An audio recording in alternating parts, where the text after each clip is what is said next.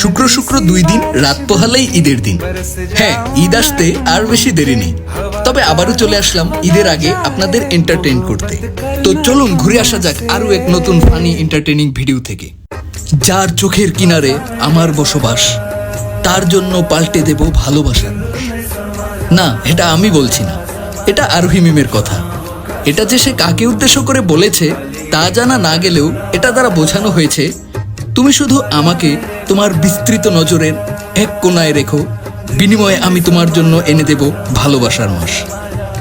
আবার সেম ডেতেই মিরাজ খান তার এক ভিডিওর ক্যাপশনে লিখেন, when I miss you I close my eyes and reply the moments we spend.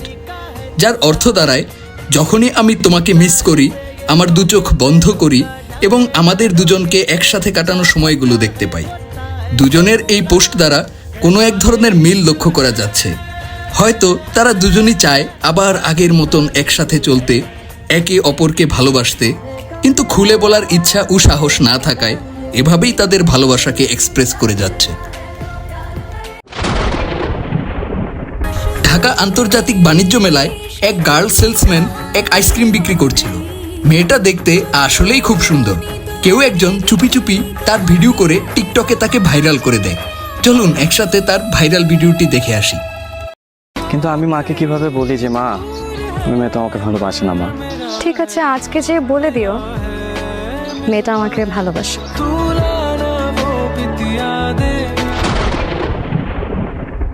আজকাল তাহিরি হুজুরকে কে না চেনে।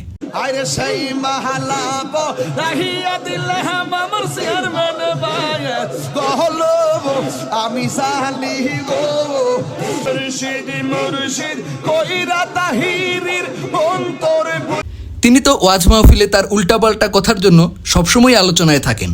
এবারও তার ব্যতিক্রম হলো না। তবে এবার নেগেটিভ না, বরং পজিটিভ ভাবেই তিনি ভাইরাল।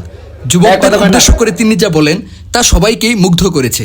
তো চলুন তার ভাইরাল ডায়লগটি আগে শুনে আসা যাক। এই যুবক, প্রজাপতি হয়ে ফুলের কাছে যেও না।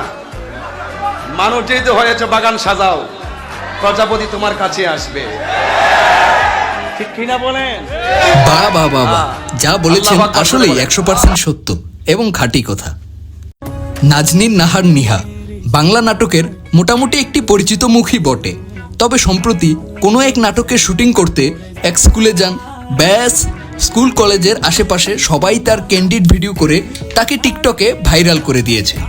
এখন টিকটক বা রিলসে সব জায়গায় তার বিহাইন্ড দ্য সিনসের ভিডিও ভাইরাল। তাকে স্কুল ড্রেসে একবারে কলেজ পড়ুয়া মেয়েই লাগছে।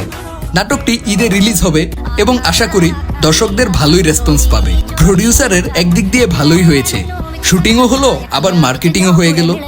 তো আজকের মতো এতটুকুই। আবারও চলে আসবো কোনো একদিন নতুন এক ভিডিও নিয়ে। ততক্ষণ পর্যন্ত আল্লাহ হাফেজ।